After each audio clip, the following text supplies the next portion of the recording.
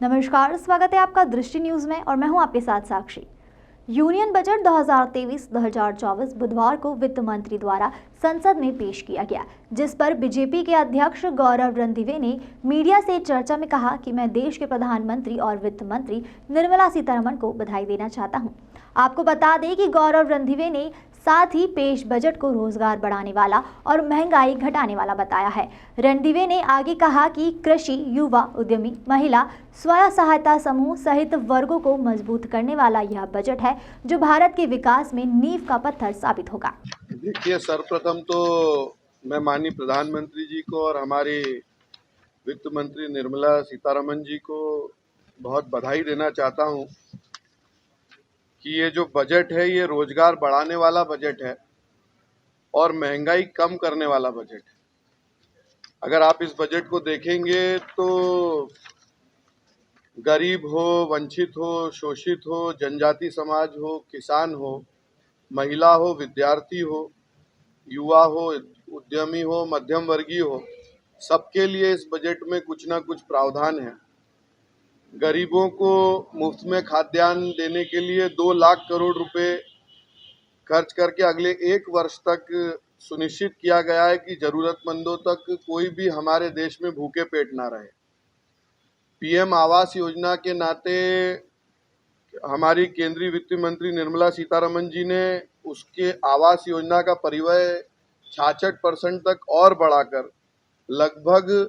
79,000 करोड़ रुपए का किया गया है। ये अपने आप में एक सभी हमारे ऐसे लोग जिनके लिए आज आवास नहीं था, जिनको रहने के लिए घर नहीं था, उनके सर पे पक्की छत देना सुनिश्चित करना, ये एक तरह से बहुत बड़ा कार्य इस बजट में किया गया है। जनजाति समाज के हमारे सभी जनजाति वर्ग के हमारे सभी छात्रों के लिए अगले 3 वर्षों में लगभग 740 से अधिक एकलव्य मॉडल स्कूल के निर्माण किए जाएंगे और उसमें लगभग 38,800 शिक्षक एवं सहायक कर्मचारियों की नियुक्ति की जाएगी। जैसा मैंने कहा कि रोजगार देने वाला और जन कल्याण करने वाला ये बजट है। उसके अलावा अगर आप देखेंगे तो कृषि के लिए इस बजट में बहुत कुछ है। युवा उद्यमियों के लिए कृषि स्टार्टअप, उसके अलावा कृषि का कोष भी बढ़ाया गया है। हमारे कृषि, आप सब जानते हैं कि भारत एक कृषि प्रधान देश है और एक बहुत बड़ी हमारी आर्थिक कृषि पे ही हमारी अर्थव्यवस्था बहुत बड़ी निर्भर करती है। हमारा 20 लाख करोड़ रुपए का जो कृषि ऋण का लक्ष्य है,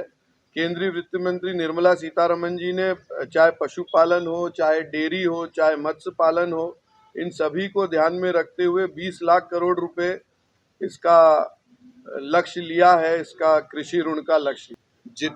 जितने मैंने आपको चीज़ें बताई हैं, अगर आप उनकी गहराई में जाएंगे तो चाहे कृषि में हो, चाहे युवा उद्यमी में हो, चाहे महिला सेल्फ हेल्प ग्रुप में हो, चाहे हमारे ऐसे स्टार्टअप करने वाले लोग हों जो खुद रोजगार लेंगे भी और लोगों को रोजगार देंगे भी,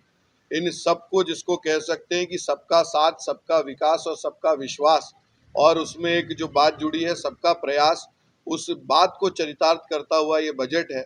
और कांग्रेस ने इस देश में कांग्रेस के समय पे जो बजट हुआ करते थे और कांग्रेस की जो प्रायोरिटीज़ हुआ करती थी, उस पे मुझे जाने की ज़रूरत नहीं है। मैंने जैसा बताया कि ये गरीब कल्याण से लेकर, जनजाति विकास से लेकर, युवा विकास से लेकर, महिला सुदृढ़ीकरण से लेकर, हमारे किसानों को, हमारे सभी वर्गों के लोगों को मजबूत करने का ये बजट है और निश्चित तौर पे भारत के विकास में ये बजट एक नींव का पत्थर साबित